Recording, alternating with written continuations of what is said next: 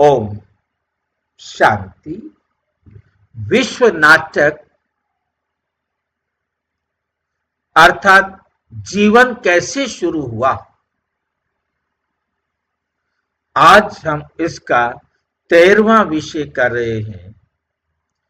क्या जीवन सिर्फ अणुओं का खेल है? जीवन का असली उद्देश्य क्या है? जीवन का असली उद्देश्य क्या है?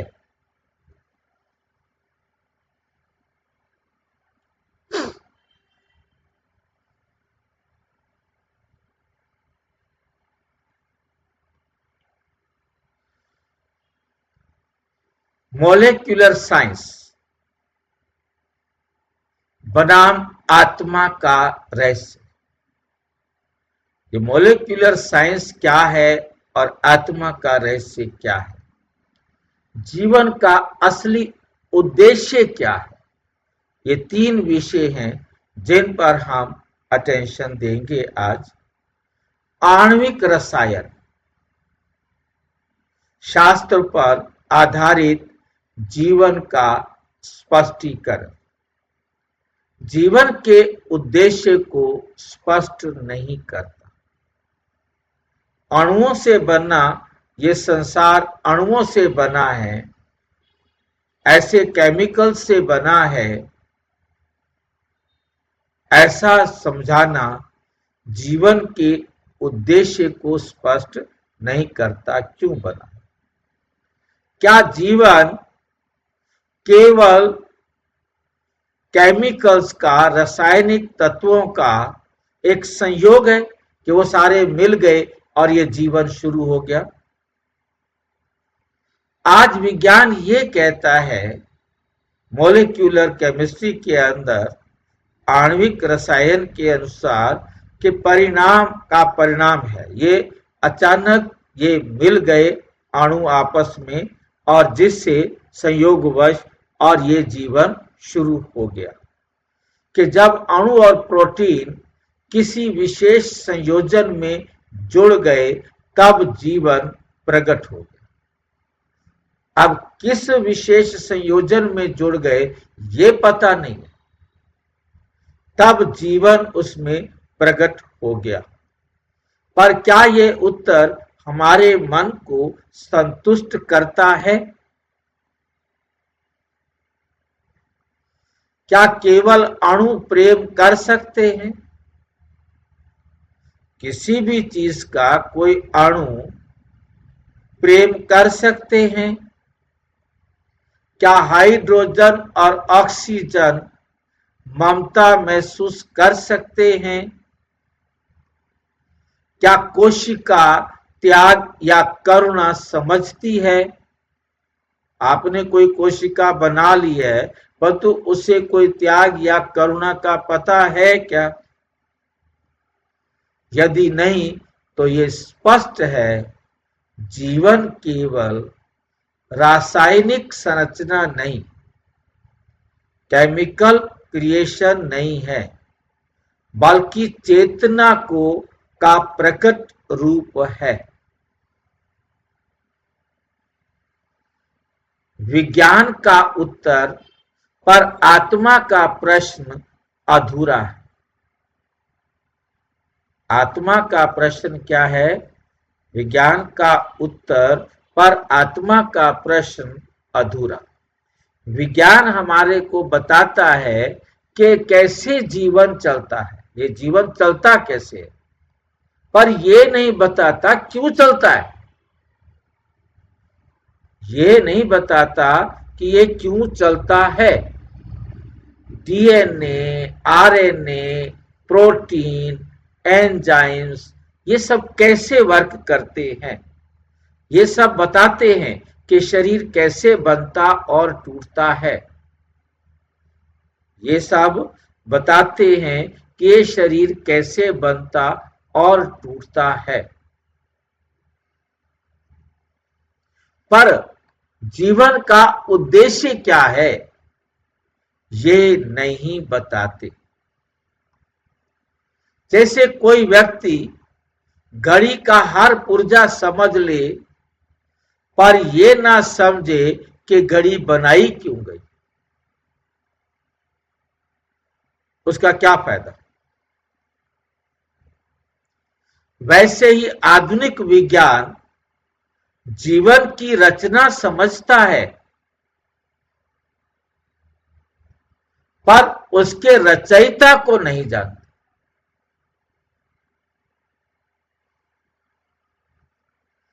उदाहरण, प्रेम और रसायन का अंतर। कल्पना कीजिए कि एक मां अपने बच्चे को गले लगाती है। उस क्षण का विज्ञान हार्मोन रिलीज कह सकता है।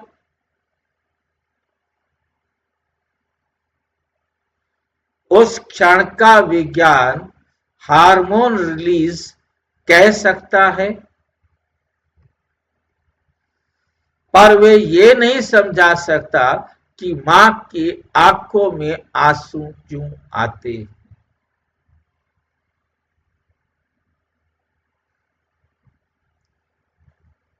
क्योंकि वे आंसू किसी रासायनिक प्रतिक्रिया नहीं,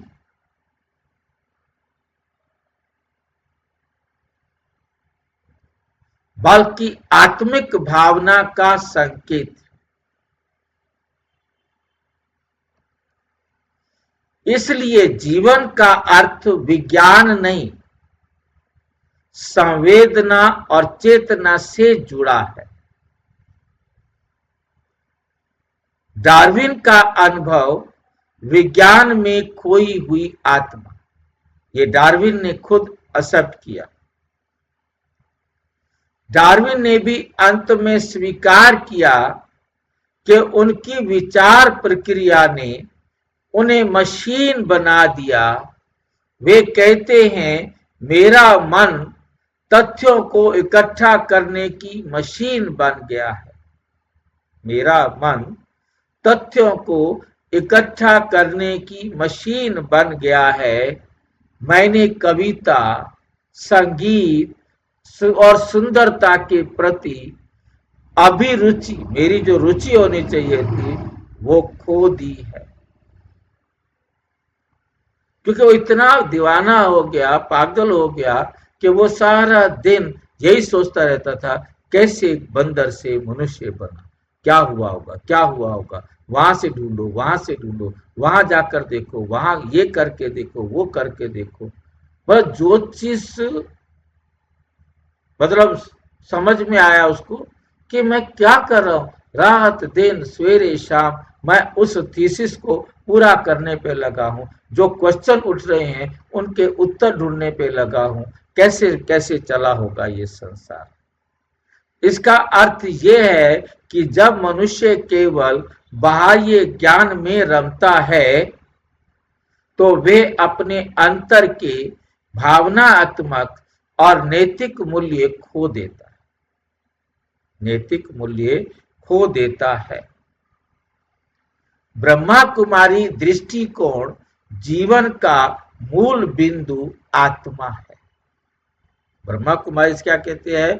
हमारे जीवन का मूल बिंदु आत्मा है। साकार मुरली 10 फरवरी 1973 परमपिता परम आत्मा शिव बाबा अपने ज्ञान से हमें जो ज्ञान दे रहे हैं, समझाते आत्मा ही जीवन है। शरीर तो मिट्टी है। अब इस मिट्टी शरीर में आत्मा जब प्रवेश होती है तो जन्म या जीवन शुरू होता है। आत्मा जब निकल जाए तो इस शरीर की कोई कीमत नहीं रहती है, मृत्यु हो जाती है। और मॉरल वैल्यूज का संबंध भी आत्मा के साथ है, शरीर के साथ नहीं है। यही वे बिंदु है जहां विज्ञान रुक जाता है और राजयोग का ज्ञान आगे बढ़ता है। विज्ञान शरीर तक पहुंचता है, राजयोग आत्मा तक पहुंचता है। जीवन का उद्देश्य आत्मा का उत्थान, आत्मा का उत्थान। जीवन का वास्तविक उद्देश्य केवल जीवित रहना नहीं, इस शरीर को भोगना नहीं। क्या है? बल्कि जागृत रहना, बल्कि जागृत रहना है। ये जागृत रहना मुझे महात्मा बुद्ध की याद दिलाता है। महात्मा बुद्ध से शिष्य ने पूछा, स्त्री को के प्रति आपका क्या विचार है? तो महात्मा बुद्ध ने बताया कि स्त्री को देखना नहीं। तो ये कैसे होगा? देखना तो होगा। अच्छा, देखना तो उससे बोलना नहीं।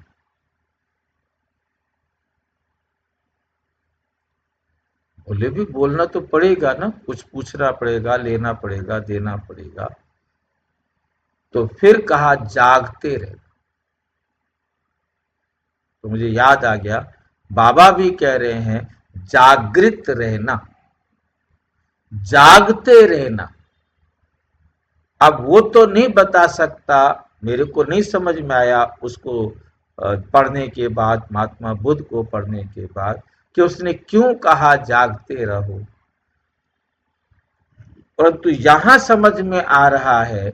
आप में से किसको समझ में आया बताओ, जागते रहने का क्या मतलब है?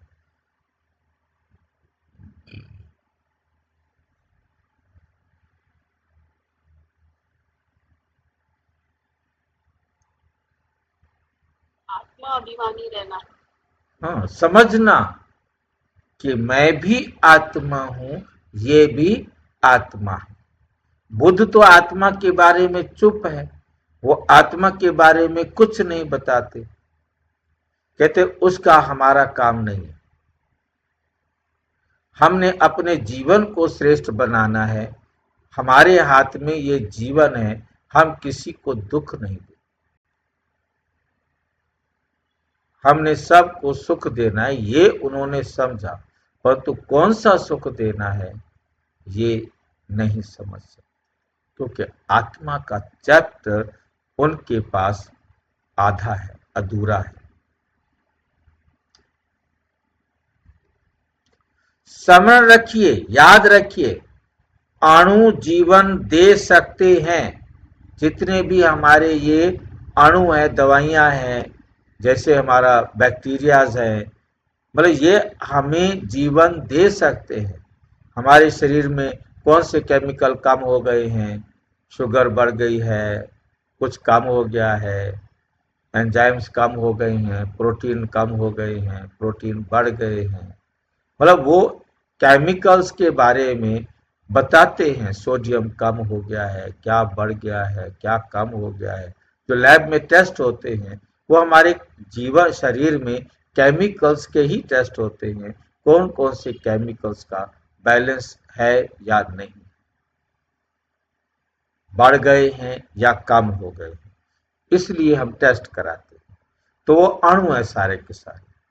अब वो केमिकल्स के जो अणु हैं वो जीवन दे सकते हैं, क्योंकि वो हमारे शरीर में कम हो गए हैं।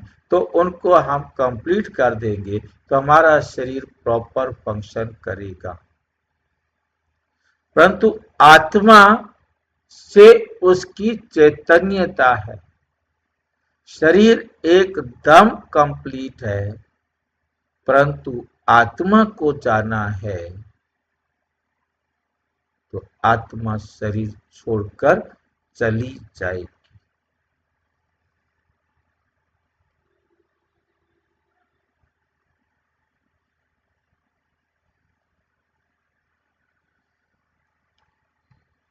मुरली 27 सितंबर 1975 में बाबा कहते हैं, ये शरीर तो साधन है, पर जीवन का लक्ष्य है परमात्मा से मिलन, परम आत्मा से मिलन। आधुनिक उदाहरण विज्ञान और आध्यात्मिकता का मेल। आज क्वांटम फिजिक्स तक पहुंचकर वैज्ञानिक भी कह रहे हैं कॉन्शियसनेस शेप्स रियलिटी, यानी चेतना ही पदार्थ को दिशा देती है। बिना कॉन्शियसनेस के आत्मा के कोई भी दिशा निर्देश नहीं कर सकता। विज्ञान अब वहां पहुंच रहा है जहां ईश्वर ज्ञान पहले से मौजूद था। यही संगम युग, कॉन्फ्लुएंस एज का चमत्कार है, जहां विज्ञान और योग दोनों एक हो रहे हैं। निष्कर्ष, अणु नहीं, आत्मा जीवन का स्रोत है। अणुओं से जीवन बन सकता है, पर जीवन का अर्थ केवल आत्मा से ही बनता है, केवल आत्मा से ही बनता है। प्रेम, त्याग, करुणा, ईमानदारी ये किसी लेब में नहीं बनते, ये ईश्वर की याद में खिलते हैं।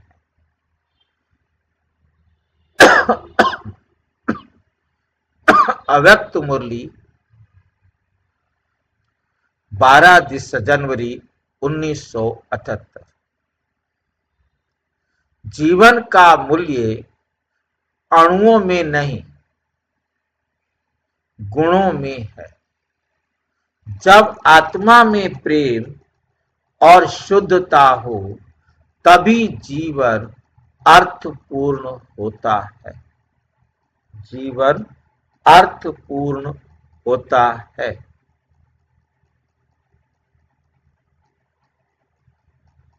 विज्ञान ने कहा जीवन अणुओं से बना है, पर आत्मा कहती है मैं वो ऊर्जा हूं जो उन अणुओं को चलाती हूं। जीवन का रहस्य प्रयोगशाला में नहीं, परमात्मा की याद में है, परमात्मा की श्रीमत में छिपा है। अगले विषय का परिचय, क्या जीवन सिर्फ रासायनिक प्रतिक्रिया से उत्पन्न हुआ?